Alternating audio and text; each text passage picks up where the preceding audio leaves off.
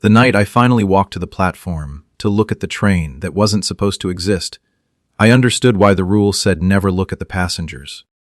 My name is Marcus Webb. I am 43 years old, divorced, father of a daughter I see on alternating weekends, and I have been the night shift janitor at Caldwell Central Station for 6 years and 4 months. I took the job because the hours suited a man whose days had become something he didn't know what to do with anymore. The night shift starts at midnight, when the last train pulls out, and ends at 6 in the morning, when the first maintenance supervisor arrives for the day. 6 hours alone, in one of the largest train stations in the state. I want to tell you what that actually means before I tell you what happens at 3 in the morning. Because the setting matters. Caldwell Central is not a small commuter stop. It is a grand old station built in 1911. The kind of place that was designed to make ordinary people feel the weight and significance of travel. Vaulted ceilings that climb 60 feet overhead, marble floors the color of old cream, iron support columns that were ornate once and are now the color of old blood, a main concourse the length of a football field flanked by ticketing windows that haven't been staffed by actual humans in a decade. There are 6 platforms, numbered 1 through 6, accessible through iron gates that are locked at 12:30 every night after the last train clears the station. There is a central waiting area with wooden bench seats, the kind with armrests spaced every 22 inches to prevent sleeping, and an east wing with what used to be a restaurant, and is now a sandwich shop that closes at 9. There is a west wing that has been under renovation for the entire 6 years I have worked here and shows no signs of completing. There is the departure board. The departure board hangs at the center of the main concourse, suspended from the ceiling on a steel frame facing the main entrance. It is one of the old split flap display boards, the kind where each letter and number is printed on a small plastic flap, and when the information updates, all the flaps rotate with a sound like a deck of cards being shuffled, that rattling cascade of clicks that used to be the sound of every major train station in the world and is now mostly gone, replaced by LED screens. Caldwell Central kept the split flap board because it is considered architecturally significant. It is maintained by a company that services vintage display systems, and they come once a month during the day to calibrate and clean it, and it works perfectly. The last scheduled departure every night is the 11:47 to Harwick Junction, which leaves from Platform 3. After that train clears the building and the gates are locked, the board should go dark. The system is set to power down the display at 12:15. After enough time has passed for any legitimate late arriving passenger to be redirected by the Transit Authority's automated messaging system, the board should be dark from 12:15 in the morning until 5:45 when it begins loading the next day's schedule. The board does not go dark at 12:15. Not every night. I want to be precise about that. It does not do it every night. In my first 3 months, it didn't happen at all, and I thought the job was just the job. Mop the marble floors, empty the trash receptacles, clean the platform lavatories, restock the paper products, do a security walk of the east and west wings, sit in the break room for my allotted 30 minutes, start over. Quiet work. Honest work. The kind of work that leaves your hands busy and your mind free, which can be a blessing or a curse depending on what's in your mind. And in those early months I preferred to keep my mind occupied with the work and the quiet, and the particular beauty that a grand public space has when it is completely empty. A train station at 3 in the morning, with no trains and no people, is one of the most beautiful and most unsettling things I have ever experienced. The marble floors hold light differently when there is no one moving across them. Every footstep, every single footstep, echoes in that 60-foot vault so clearly that you can hear the difference between your left foot and your right foot. The slight drag of your right toe that you'd never notice anywhere else. The iron columns cast long shadows in the overnight security lighting, which runs at about 30% of full illumination. Enough to see clearly, not enough to feel safe, which is an interesting design choice that I did not appreciate when I first started and now understand completely. The ticketing windows are dark. The sandwich shop is gated and dark. The West Wing renovation tarps move in the air currents that circulate through the building. Great sheets of heavy plastic sheeting, pale and translucent and slow-moving. And I am telling you that in your first month of this job, those tarps will make your heart stop at least twice a night, because in your peripheral vision, they look exactly like a person standing in the doorway. You get used to that. You get used to all of it. The echoes, the light level, the tarp people in the West Wing. You get used to the way the heating system makes the iron columns tick and moan as the building cools toward 3 in the morning.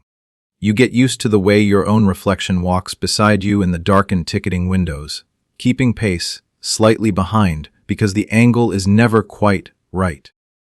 What you do not get used to is the board. I want to tell you about the rules before I tell you about the first time I saw the board update. Because the rules are the thing that tells you everything about what the station management knows and won't say directly. They gave me the rules on my first night, printed on a laminated card that I was told to keep in my uniform breast pocket at all times. 15 rules. Most of them were perfectly normal. Do not prop the emergency exit doors. Do not enter platform 5 if you smell burning without a clear identifiable source. Maintain the 30-minute break window between 3 and 4 in the morning, rather than at any other time. Complete the lavatory checks before 2 in the morning. If any fare gates activate during your shift, treat it as a sensor malfunction and log it before resetting. And then the rules that are not normal. Rule 6. The departure board may activate during overnight hours. Do not approach the board while it is displaying information.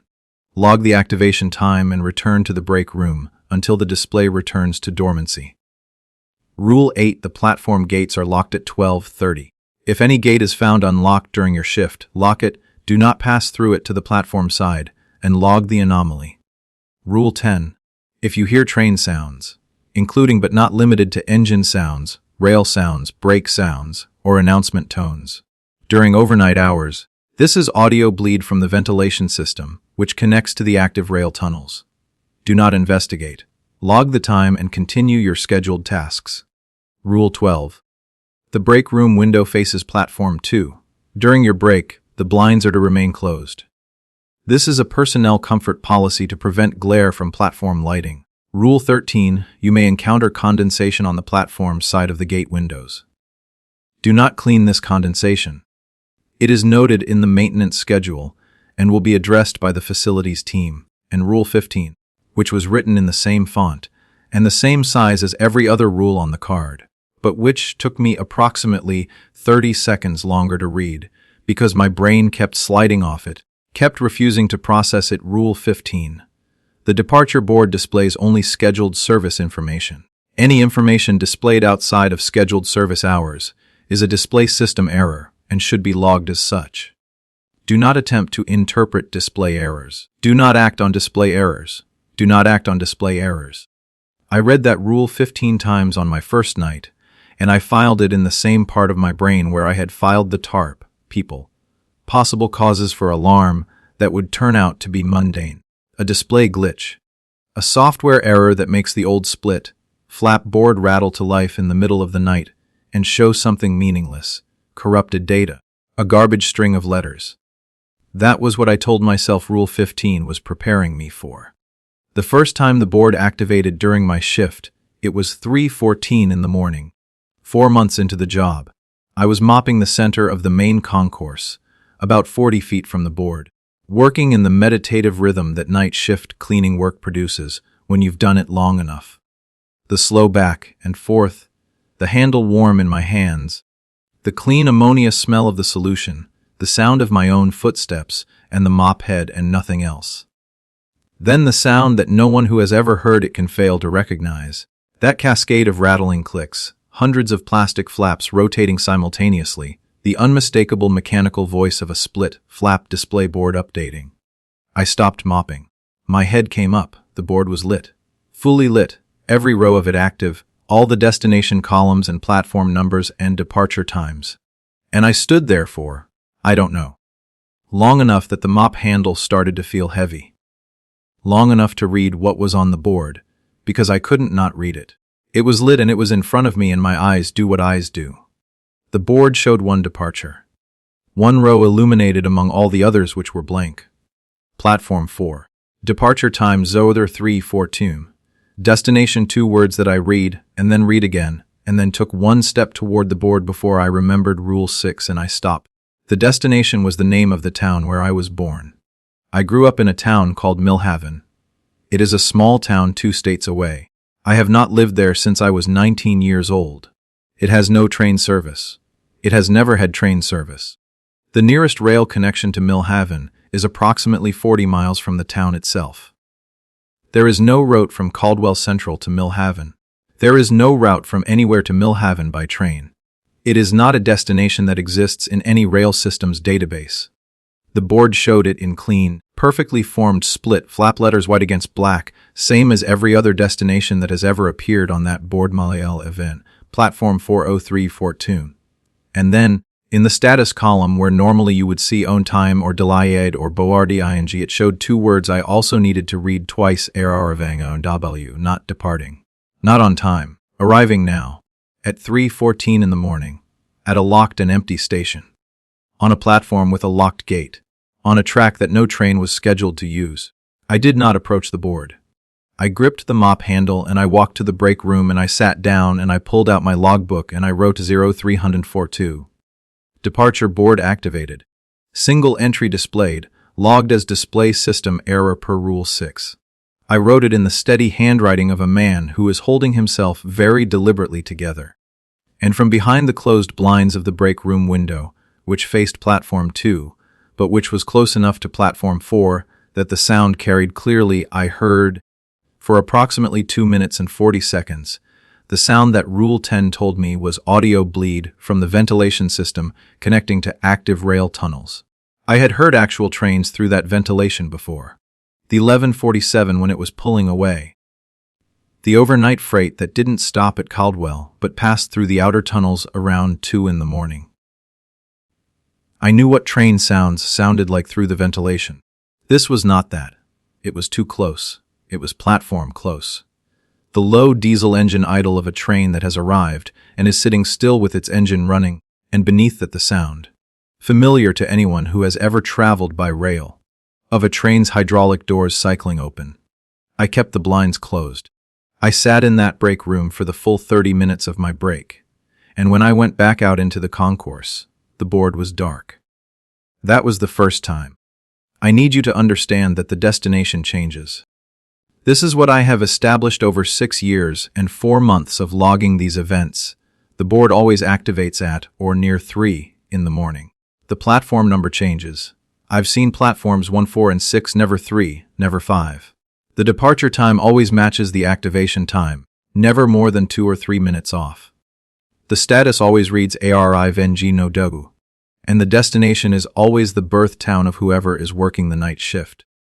I know this because in my 3rd year, I worked a shift swap with a man named Gerald Oze, who needed a Friday night off for a family event. Gerald was born in a town in Ghana called Nansawam. I came in to cover his shift and at 3:08 in the morning the board lit up. Platform 6, NSAMEM, RVNG Nanom. Gerald had never seen the board activate. His regular shift pattern, for reasons I now believe were deliberate on the part of whoever built the schedule, put his breaks at slightly different times, kept him in the west wing during the critical window. He didn't know about the board. I hadn't told him. I pulled out my phone in the break room and I searched a train station in Soam, Ghana. There is one. Old colonial-era station, mostly disused, still structurally intact. The kind of place that has been a train station for so long that the identity is permanent, even if the function is gone. My birth town of Millhaven has no train station. Has never had one, and yet I have a theory which I will get to. First I want to tell you about Rule 13, the condensation. In my 2nd year I was doing a late walk of the gate windows, the interior windows that let you see from the concourse through to the platform side. And I found condensation on platform 4's gate window. Heavy condensation, the kind you get on a bathroom mirror after a shower, the kind produced by the proximity of warmth and moisture and breath to a cold glass surface. The gate and its lock were secure. The platform on the other side was visually clear. I took out my cloth to wipe the condensation, because that is what a janitor does when he sees condensation. And then I remembered Rule 13, and I stopped. Do not clean this condensation. It is noted in the maintenance schedule. I stepped back and I looked at the condensation more carefully. The way you look at something when you've been told not to touch it, and you want to understand why. It was heavy enough that individual droplets were running down the glass. And in the upper portion of the window, in the condensation, there were marks. Not quite handprints. Not quite writing. Something in between. Smears and pressures in the moisture, as if something on the platform side of the glass had pressed against it. The pattern was irregular, and I'm not going to tell you it spelled words or formed a clear shape, because it didn't, and I'm not going to dramatize what it might have been. I will just tell you that it was clearly produced by pressure from the platform side of the glass, and that I stood there looking at it for a long time before I walked away and logged it as specified in the maintenance schedule and moved on. The next night it was gone. Clean glass, no trace. I began watching the windows after that. Not every night, not as an obsession, but watching. And I noticed something that is not in any log I've ever written, because I couldn't figure out how to write it as a maintenance anomaly. The condensation on the gate windows on any given night is heaviest on whichever platform the board is about to indicate. As if the warmth, whatever presence, whatever thing that breathes, arrives before the board announces it. As if it is already there, already pressing against the glass, already fogging the window from the platform side, before the display catches up. The board is not predicting arrivals. The board is confirming them. I have 6 years and 4 months of logs, and I have sat with this long enough to say it plainly. Something arrives at this station at 3 in the morning, and it comes from where you were born, and it comes specifically for whoever is in the building. Did not look. I think about why that rule exists. Rule 12 specifically. The blinds on the break room window, facing platform 2. A personnel comfort policy to prevent glare. It says on the card, there is no glare at 3 in the morning. The platform lights are at 30% overnight, same as the concourse. There is no glare. The blinds are not about glare. The blinds are about Rule 14 of the coal mine. I've never worked a coal mine, but I understand the principle now. Some rules are protection precisely because what they're protecting you from is real, and the people who wrote the rules knew it was real, and they made the rule as bland and procedural as possible so that the new employee would follow it automatically before they had enough experience to question it, before they had stood at gate 1 at 3 in the morning with a key in their hand and their dead father's voice on the other side. Keep the blinds closed. Don't look at the passengers. Because the rule does not say you will not want to look. It does not say the passengers are dangerous. It says do not look, do not act on display errors, do not investigate. And what happens when you have spent enough time with a rule to understand that the rule is not arbitrary? That the rule was written by someone who learned what you learn when you break it? Is that the rule becomes the most important sentence in the world, and you hold it like a rope in a dark place, and you do not let go. Here is my theory. I want to be clear that it is only a theory, and that I am a janitor and not a philosopher or a priest or a scientist, and that everything I'm about to say comes from 6 years of mopping marble floors at 3 in the morning with nothing but silence and the split flap board for company. I think Caldwell Central Station is a place of passage. I think it has always been a place of passage. That's what train stations are, fundamentally, places where things move through from one place to another. I think that's something about the physical structure of this building, with its vaulted ceilings and its marble and its iron and its age, and the fact that it sits over active rail tunnels that run deep into the earth in directions the public maps don't fully show. I think this building became, over time, a passage for more than just trains. I think the same infrastructure that moves people from one city to another in the daylight hours moves something else through in the night. Something that also travels from origin to destination. Something that also arrives. I think whatever arrives at 3 in the morning on platform 1 or 4 or 6 comes from wherever you came from first. Your origin. The place that made you before you had any say in it. And I think it comes specifically for the person on duty because that person is the only one there. The station is locked. The platforms are gated. The building is as close to empty as it ever gets. And something that needs an empty station to arrive. Something that needs the building locked, and the regular passengers gone, and only one living person present. Gets its window. And I think it recognizes whoever is there. I think it knows Gerald Osie's Nensawam and my Milhaven. I think it knows where to find you in the same way that the mail knows your address. Not because it has sought you out specifically, but because that is just how it navigates. Origin to person. Milhaven to Marcus. The same algorithm, just running on a different substrate than the postal service. What I do not know is what it wants. If it wants anything. If want is even the right category. My father's voice saying my name was warm. It was not threatening. It was the exact warmth of every time he called me to dinner. Called me in from the yard, called me from the next room, because he wanted to show me something on the television. It was him. I know his voice the way I know my own hands, and it was him, or something that had his voice perfectly and completely, and it was on platform 1 at 2:58 in the morning, and it wanted me to come to the gate. I have not told you the most important thing yet. Last month I was 10 minutes late returning from my break. Fell asleep in the break room chair. It happens. 6 years of nights. The body gets tired in ways that override discipline. I woke at 3:41, 41 minutes into what should have been a 30-minute break, and I sat up in the chair with the particular jolt of waking in a strange place at a strange time and needing several seconds to orient. I was in the break room.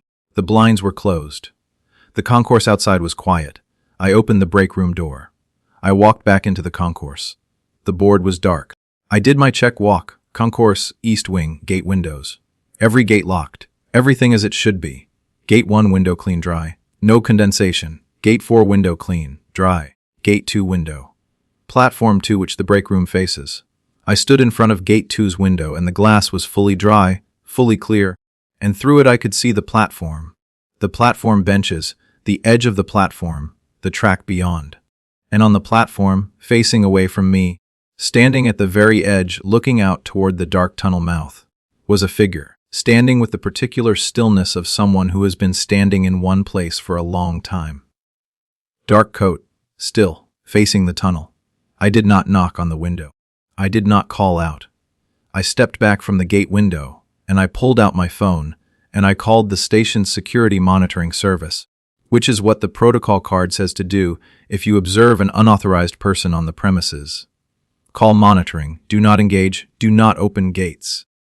The monitoring service answered, and I told them calmly that I believed I had observed a person on platform 2, and they said they would check the camera feeds and call me back. They called me back in 4 minutes and said all camera feeds for platform 2 were showing the platform clear and empty. No person. No anomaly. They asked if I wanted a security visit and I said no, I would verify visually, and I went back to gate 2. The platform was empty. Exactly as the cameras showed. I stood there looking at the empty platform and the empty track and the dark tunnel mouth, and I said out loud, to the empty station, to the marble and the iron and the 60-foot vault, I am not going to open the gate. I said it out loud because I needed to hear my own voice saying it. Because some part of me, not the part that follows rules, not the professional part, but the part that had stood at gate 1 14 months ago with a key in its hand. That part very much wanted to know who had been standing at the edge of that platform in a dark coat, looking into the tunnel the way my father might have looked at something he wanted to show me. I walked back to the break room. I sat down. I completed my shift. I drove home in the early gray dawn and I sat in my driveway for a while before going inside. Tonight is a Tuesday. I am writing this in my break room during my scheduled 30-minute window. The time is 3:04 in the morning and the concourse outside the break room is quiet and the blinds are closed and the logbook is open on the table next to this account. In 32 nights working this station since the night I saw the figure on platform 2, the board has activated 11 times. I have followed the rules all 11 times. I have not approached the board. I have not opened any gate. I have not looked at any passenger. I have kept the break room blinds closed. The condensation on Gate 1's window has been heavier than usual this past week. Heavy enough that it runs down the full length of the glass and pools on the floor, and I have to put down a floor mat to stop the slip hazard, which I log as a facilities maintenance issue. The pressure marks in the condensation on Gate 1 have become more distinct. Last Thursday they were clear enough that I stood at an angle and looked at them carefully, and what I saw in the upper left quadrant of the window was not quite a handprint, and not a handprint. And the size of it was the size of a large man's hand, and my father had large hands. I have the laminated rule card in my breast pocket. I have read Rule 15 17 times tonight. Any information displayed outside of scheduled service hours is a display system error and should be logged as such. Do not attempt to interpret display errors. Do not act on display errors. I am not going to open Gate 1. I am not going to open Gate 1. I am going to sit here until 6 in the morning when the day supervisor arrives and the building fills with ordinary noise and ordinary light, and the board begins loading the day's actual schedule, and whatever uses this building between midnight and 6 packs itself back into wherever it goes when the trains come back. And tomorrow night I will come back to work, because this is the job, and the job is mine.